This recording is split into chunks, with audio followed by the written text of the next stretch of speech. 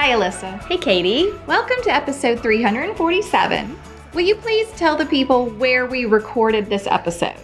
We recorded this episode in Chicago in the National Association of Realtors podcast studio, which is very fancy compared to what we have. Yes. Right. So we are going to introduce our guest for today's episode in just one second. But if you want to go back and listen to our bonus episode that also came out this month in March, we cover everything we did. Yeah, on this trip. We were invited here for a reason, and we covered that in our bonus. Yes. Okay. So here is the bio for our good friend Lawrence, who was so kind to come on the show. And you know, we are the data nerds. Yeah, so we really enjoyed this interview. We really enjoyed this interview. Lawrence Yoon is Chief Economist and oversees the research group at the National Association of Realtors. He supervises and is responsible for a wide range of research activities for the association, including our favorite, the NAR's existing home sales statistics, affordability index, and the home buyers and sellers profile report. Which we cover every year for you, so you don't have to read all 400 pages. Correct. He regularly provides commentary on real estate market trends. Dr. Yoon creates NAR's forecast and participates in many economic forecasting panels, among them the Blue Chip Council and the Wall Street Journal Forecasting Survey. He also participates in the Industrial Economist Discussion Group at the Joint Center for Housing Studies of Harvard University. He appears regularly on financial news outlets, is a frequent speaker at real estate conferences throughout the U.S., and has testified before Congress. Dr. Yoon also appeared as a guest on C-SPAN's Washington Journal. In 2025, the Wall Street Journal congratulated him for having one of the closest forecasts for 2024. I feel like that's the ultimate goal. Like, get it right. Like I forecasted and it happened. That's right. Dr. Yoon received his undergraduate degree from Purdue University and earned his PhD from the University of Maryland at College Park. And please enjoy this episode with Dr. Lawrence Yoon. Enjoy. Deals Week is back. Coming Monday, we will be sharing a different deal each day for 5 days. All of our favorite courses are on major sale. Enter to win when you sign up for the wait list. Head over to hustlehumblypodcast.com/earlybird to join the wait list and get alerts when the deals go live. We only do these deals twice a year, so don't miss out. Hey, Katie. Hi, Alyssa.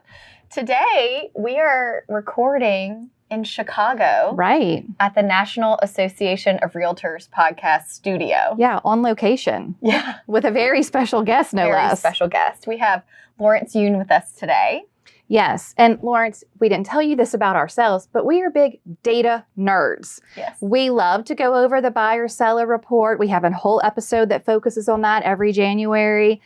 We love the numbers. So getting to spend some time talking with you is a real treat for us. Yes. And will be for our listeners as well. Mm-hmm. Okay. And we're not going to do your background. We're going to do a little lead in before. So we're just going to jump right in.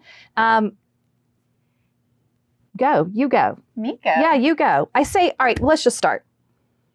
When in your career did housing first get your attention? I studied economics in graduate school and did some forecasting model. And there was an opening at NAR for economic forecasts, so naturally I applied to it. Now, working at the National Association of Realtors, real estate, so one has to begin to study about the real estate. But I've been with the association from year 2000, so now is it 26 years that I have been studying real estate market, ups and downs and all over everything. But I'm glad to hear that our research reports are getting utilized by everyday realtors out there. So very good to hear that. Yes, that report is very in-depth. And we spend a lot of time analyzing it. And we tell our listeners we will summarize the summary. Right. And then we let them know where to get the full report with all the numbers. And we know how much time goes into that report. And it's very helpful for us. So Katie and I are both active realtors. We sell homes. We're full-time. So it's helpful for us looking at the numbers, not just to understand the housing market, but also how to best advise our clients and prepare our buyers and prepare our sellers to speak from a point of facts and data instead of just your personal opinion or experience. So we are very excited to have you here. For sure. So was it 2008 then when you stepped into the chief economist role? Yes. So 2008, as we know, that's when the foreclosure crisis, total mess, the subprime loans blowing up everywhere. So at that time, the previous chief economist left the organization, but someone has to talk to the reporters on an everyday basis. So I was next in line. So I constantly talked. They were searching for the next chief economist for almost 1 year. And then they said, Lawrence, do you want to do it? And I said, most gladly. Yeah. Yes, you were I feel very excited? fortunate. Yes. Okay. Did you know you would be on TV that much? Had you any idea? You basically became the face of the economy at that point. Yeah. Real estate market goes up and down. So that was very difficult, challenging condition. I mean, certainly for realtors, business activity coming down. But for the consumers to lose home, that was a terrible condition. And we have heard throughout the realtors during that time period. And I believe, Lisa, you were also part of the local association. I was. So we heard throughout the whole process that realtors said we never want to see this type of foreclosure crisis ever again. So naturally, our advocacy team, amazing advocacy team, relayed the message to Congress, and they passed the legislation. I believe the legislation was called the Ability to Repay Act, which means that people can only get a mortgage if they can demonstrate the ability to repay. So no longer those subprime mortgages, no longer income, just faking the income in order to get the mortgages. No more no-doc loans. Consequently, today we have a historically low foreclosure. Homeowners are doing very well. So I'm glad that the realtor participation helped address some of those issues. Yeah, for sure. Absolutely. Yeah. So a lot of times as agents out in the field, we get, the clients show up or you see someone at a party or your neighbors and they say, okay, how's the market? How would you advise realtors to handle that question? Especially today. Yes. Well, today we are seeing more divergence at the local with the national data. Some market, there is an overabundance of supply, which means that one cannot overprice their home or it will sit on the market for a long period.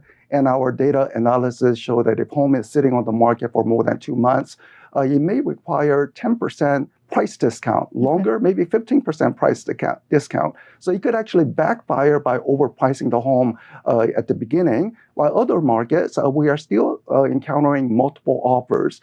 In the New England states, everywhere from, say, New Jersey, Connecticut, they have not been building any homes. So they have this housing shortage, ongoing housing shortage. So a good home comes with the right price. They're still attracting multiple offers, which means the question, how is the market? Work with the real estate professionals, work with the realtors.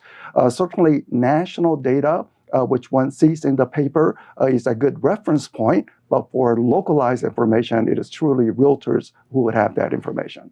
Do you see that it is even within a singular local market price range specific? Because that's what we see in our local market, where I just took a listing that was $175. That is a very low price point for us at this point. Most of our homes are closer to $300. And it had 5 offers in one day on the market, 24 showings, because we have that pent up first time buyer demand where they can't even find something under $200. But maybe if I had taken a similar, a nice listing that was $500 that same day, it could have sat for, 30, 40, 50 days. So do you find that even within a local market, it's sort of tiered? Yeah, certainly by price points. We have seen that the first-time buyers, they're looking for that entry-level home, lower price, but it's been very difficult with elevated mortgage rate over the past few years. Now, good thing that the mortgage rates are coming down, so that's opening up some opportunity. So we are getting more interest in the starter home. That's where the housing shortage has been most acute. But on the upper end, interestingly, homes sit on the market for much longer. 90 days is very normal for the upper end market, but current upper end market is doing better than previous years. So in previous years, maybe it was 120 days, but now it's 90 days. So 90 days may sound like a long time, but for the upper end market, that is very normal. And in fact, a little faster movement compared to in the previous years. Backing up a little bit, when you first started studying economics, at what point were you drawn to the housing sector of that? We know that you immigrated here as a child from South Korea, Yes, and that impacted so much of your passion for opportunities in America and real estate. So at what point did you realize housing was what you wanted to really focus on, and that led you to this point? Well, thank you for the question, and in fact, unanticipated question. But when my parents immigrated to America, they were looking for which city would be a good place to raise family and so forth. And their dream immediately got collapsed because the area, California, which they wanted to settle was simply too expensive. They were running out of cash. So the only place that could settle was one relative member who were in Columbia, South Carolina. So that's where I grew up. And in the first few days, my father was a teacher in Korea, but that education is not transferable to the U.S. Yes. So he was just looking for any type of job. So they said, well, here's some food stamp available for you in the meantime. And he said, no, I don't want food stamp. I want a job. So he found a job at a textile factory. And in a few months, he was able to buy a home. It was a very small size home, but then that led to the opportunity to trade up later and later and later. So clearly, the ownership, certain pride associated with it, to say I am owning part of America, but all the statistics also show this is how one builds wealth over time. And therefore, the American dream, truly American dream, the opportunity to come to the country, own real estate, and be financially comfortable as a result. Did they own real estate in South Korea before y'all came here? Yes. So, different countries has different ownership. So we were financially comfortable in Korea, at least I was a small child, so, you don't really consider those things. But they said they were uncertain to whether to come to America or not, but there was an opportunity. So they took that opportunity, the legal route, by the way, especially in today's climate where there's so much discussion about immigration. Right. And you as a child got to see it from living with a relative, trying to find a job, all the way through to the end, to home ownership. And here you are today, which is amazing. I'm sure it's really shaped your perspective on having all of this knowledge from the beginning. So when somebody asks me as an economist, they think somehow the real estate is like a stock market, goes up and down. Is it a good time to buy? Is it a good time to sell? And my answer to that is, as long as people stay within budget, that question of, is that a good time to buy or sell? Well, that's not the right question. Do people want to steadily build wealth over time or not? So the obvious answer is yes. So stay within budget, purchase real estate. Maybe in the immediate years, one do not build wealth in the first couple of years, but steadily over time, historically has shown great opportunity to be accumulate financial wealth over time through real estate. Do you remember what year it was when your father bought the first house here in America? So he was, we remember the parade, the bicentennial U.S. America parade. Oh, wow. So we came in 1975. They purchased the property in 1976. Okay, perfect. So do you happen to know how old he was?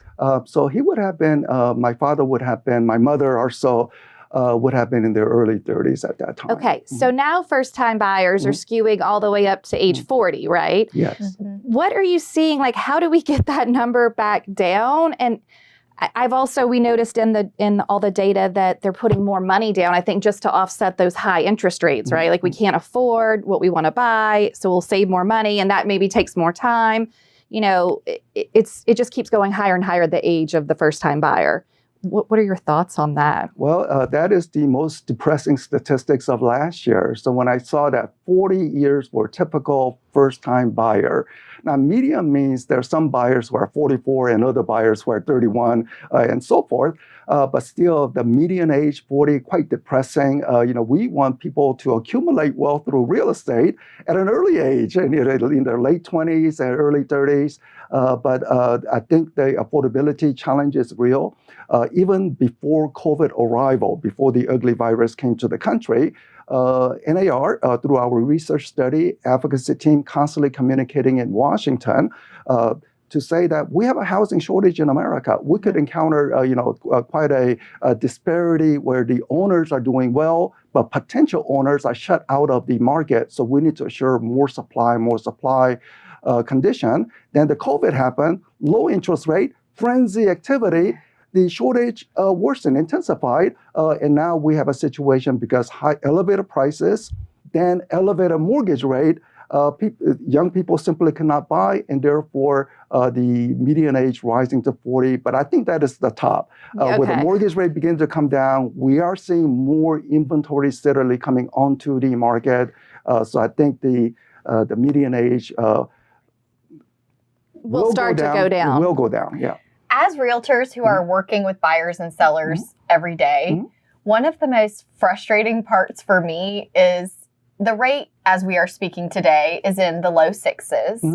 And we are talking about the interest rate being high because we are also coming out of the COVID years where they went tremendously low.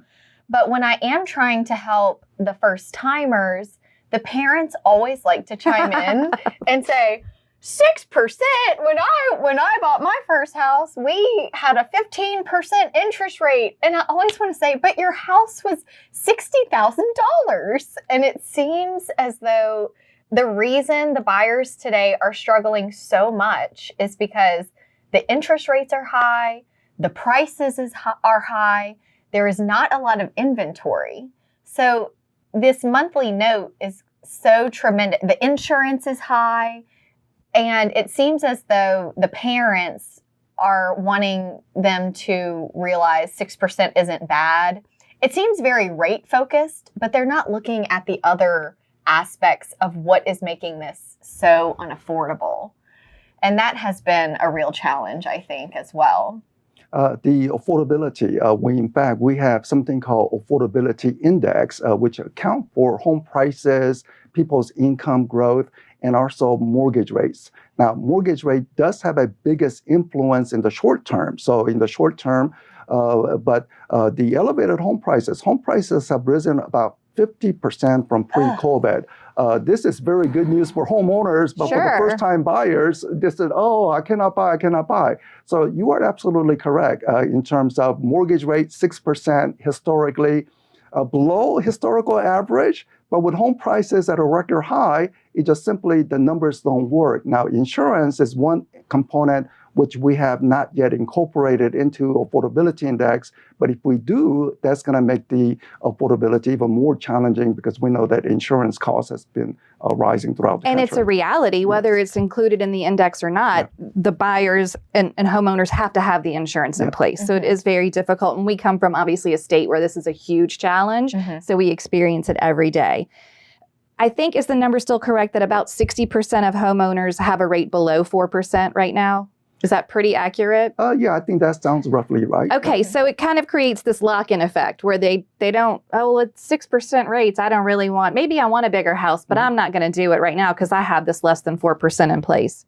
Do you feel like there's a magical interest rate where that's going to start to loosen up and people will be ready to let go of those low interest rates to do a move up or even a downsize or go in any direction? It's all directional. So mortgage rate comes down, it makes the lock-in effect less strong. I mean, it loosens some of the lock-in effect. But then we have life-changing events separate from interest rate. That could be a death in the family, marriages, divorces happen, or maybe a starter home.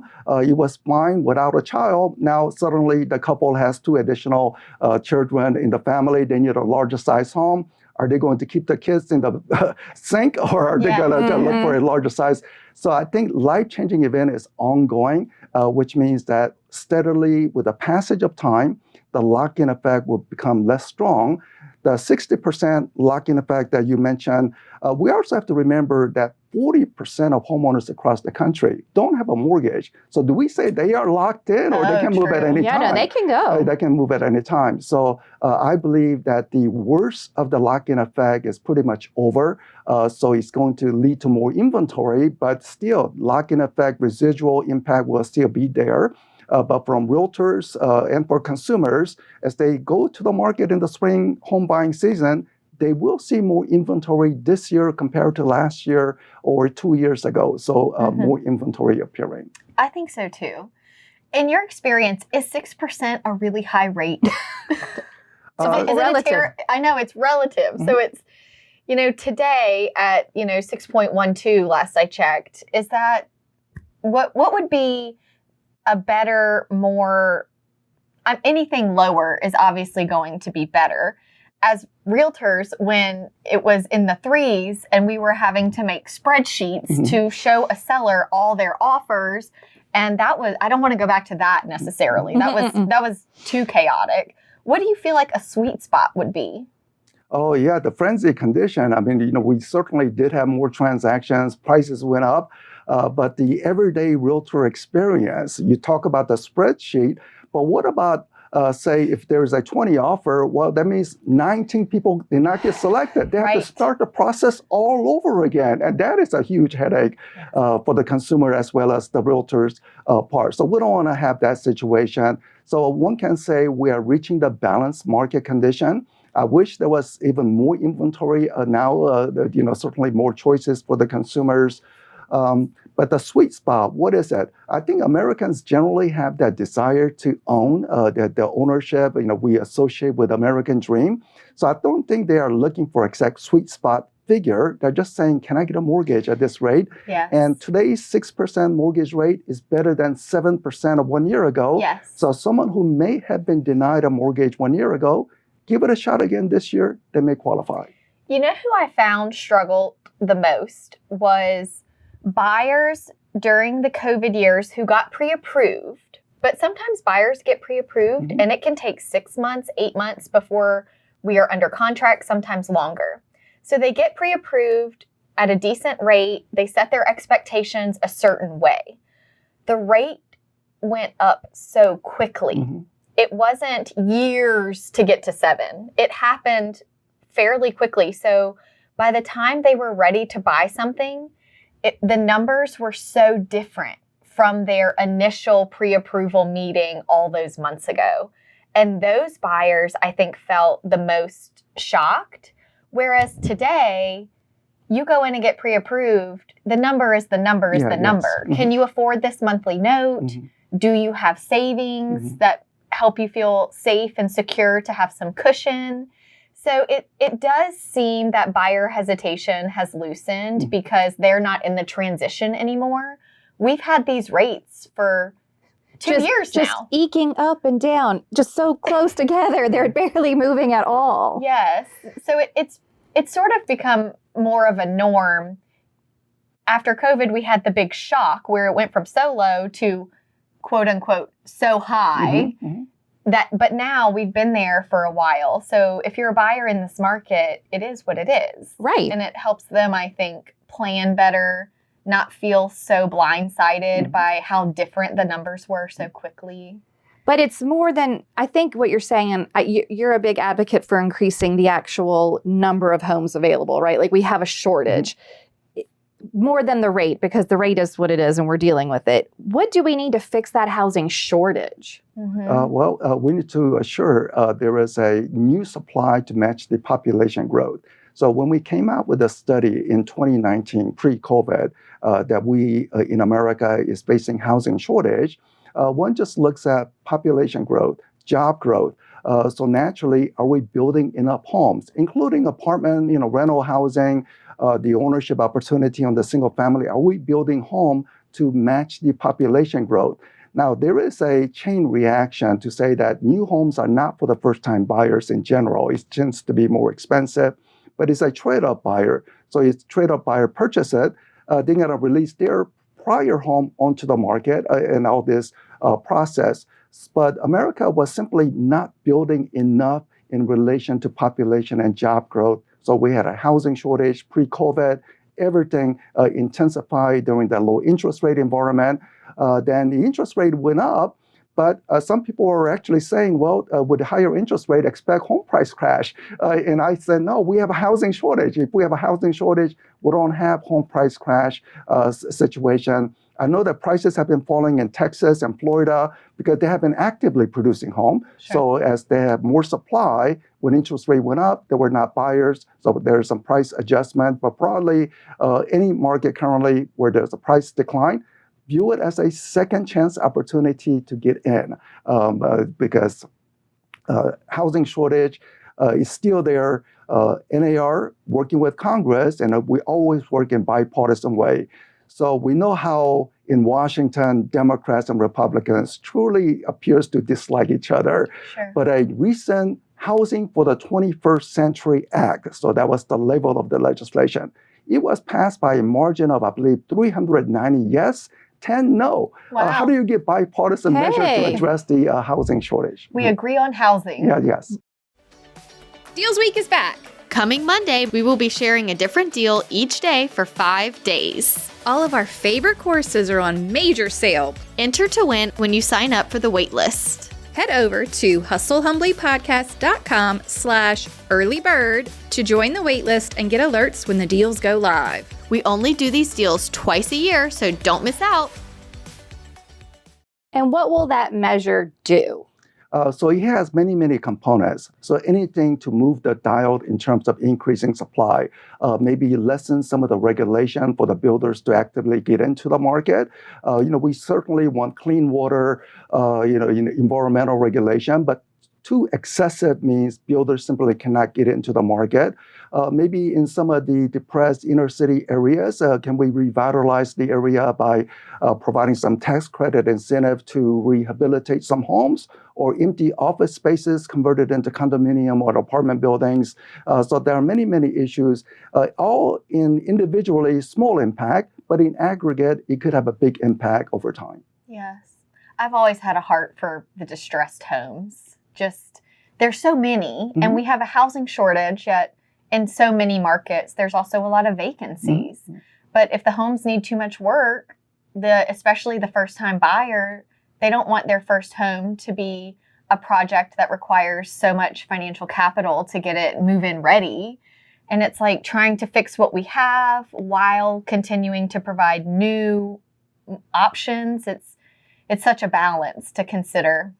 Yes, and today's generation, I don't know how true this is or not. I'm a numbers guy, so I don't like to use anecdotals. But some people believe that today's younger generation just do not want to put their sweat equity into homes, so they're just looking for that good, nice house on the first try. But also the realtors, realtors understand the real estate market, and we are finding that 40% of realtor members have investment properties, to supplement their, an investment property has done well in terms of price appreciation in recent years and some rental income. So even though commission dollars in the aggregate has been challenging, some realtors found financial comfort in their investment property investment. My husband is into the stock market and following our app, and I don't want to look at the app because it makes me feel nervous. And we do own some investment property, and I tell my husband all the time, I understand real estate, and I even got my MBA, and I still sometimes struggle to fully understand when I speak to a financial advisor. And I go, I have an MBA and I still have trouble. That's got to be difficult for a lot of people. But I know if the stock market crashes, you're left with a piece of paper that says you don't have anything anymore. And if the housing market crashes, I still have this physical structure that I can do something with. Absolutely. I can, live in it, do something. At least I have something to show for it. That's how I feel about it. Yeah. Okay. So we talked a little bit about the measure that's working its way through the government. If you could change one singular housing policy right now, tomorrow, you change it, what would it be? Well, it's not me. It's what the realtors have been saying. Okay, well, let's hear it. And that really makes sense. Lifting of the capital gains exemption. Oh my gosh. We know the $250,000 for single, $500,000 for married couple. And also we have to consider widows. How long do they have the $500,000 exemption before it turns into $250,000? But given all this condition, there is a capital gains lock-in effect. So a person is saying, well, this is my home. I want to sell it. I'm glad that I have my equity gains. Then the accountants come in to say, don't sell your home. You're going to turn over certain profit over to the government. Yes. So to the degree that people are not selling their home, well, government is not collecting any capital gains tax revenue. But if the home was sold, then it creates economic impact. Yes. Mortgage origination, lawn care, moving truck, all this economic impact will generate federal income revenue from it. So it would make perfect sense to lift it. And there's another logical reason for it. The figure 250,000, $500,000, that has not changed for 30 years. We know the price of movie ticket has risen, price of hamburger has risen. If this had been indexed to inflation, the number would essentially double. So this is the number one advocacy position we're working in Washington. And we're getting more nodding of the head by all the policymakers, congressional staff, people in the White House. So let's see how we can really move.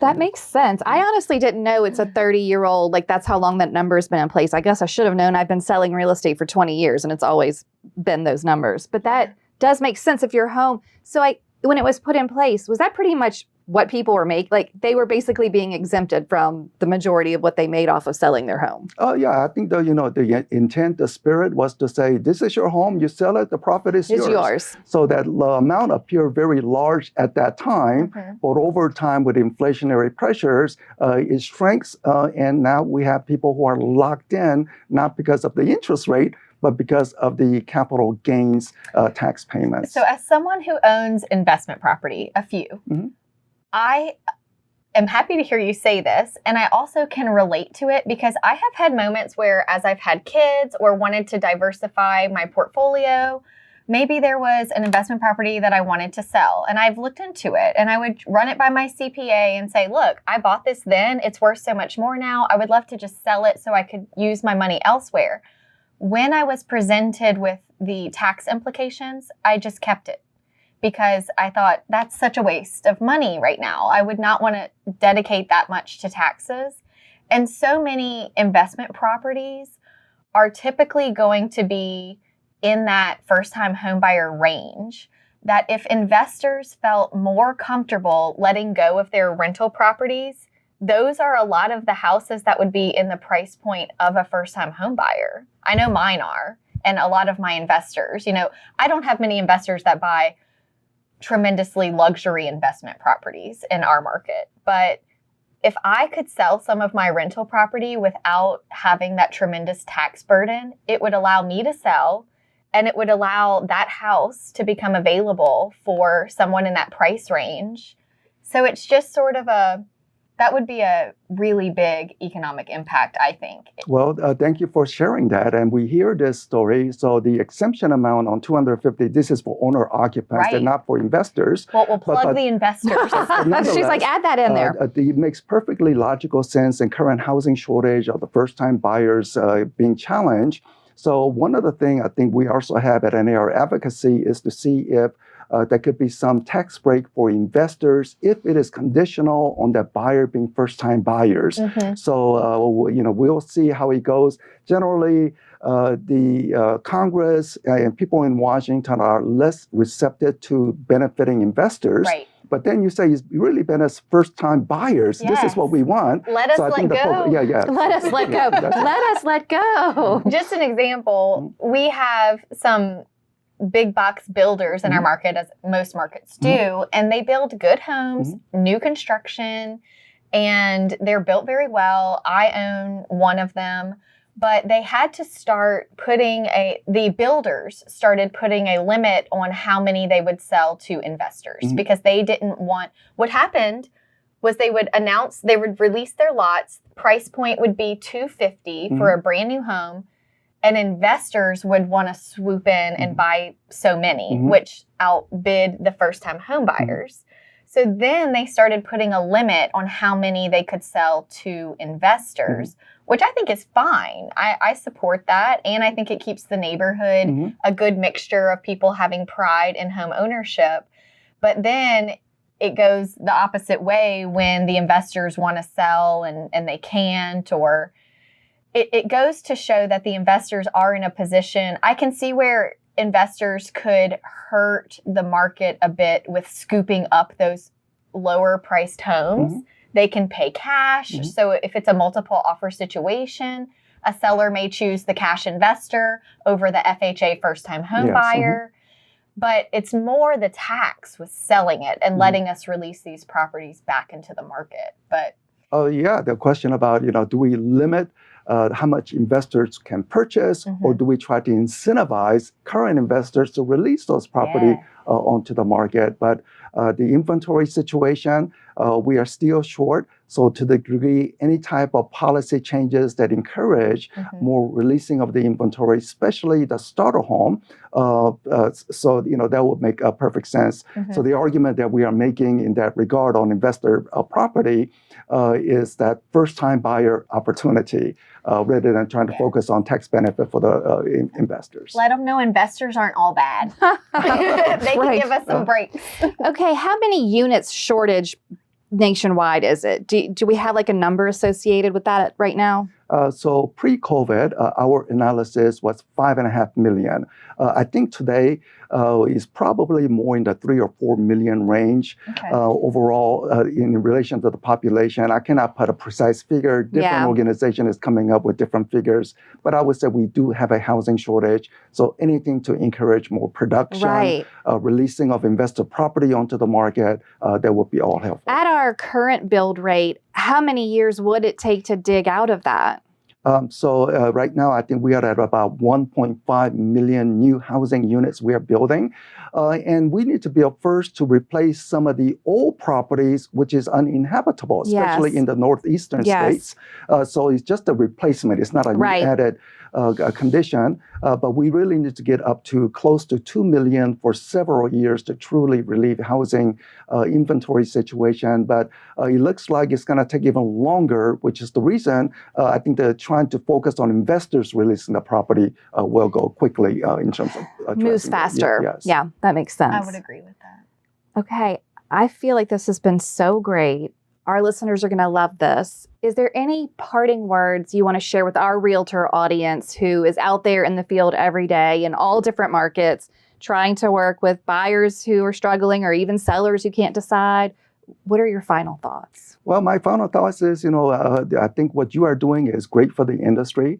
We know this is an entrepreneurial business. So for the realtors to communicate with other realtors about certain tips on how to get the deal done, I think this is great because not everyone is listening to you and they are falling behind. People are listening to you. They are getting that little additional advantage. The typical entrepreneurial business rule, 80-20, meaning 20% do 80% of the business. So hopefully your listeners are getting into that 20% range. We always say, if you're listening to the show, you're already ahead. We're trying to reach those people that aren't putting it in. And we appreciate you and your time being willing to go on so many different platforms. Our platform, the news, other associations, other podcast channels. I mean, having your knowledge out there with your background is, we always say, we're just trying to save the realtor name one thing at a time.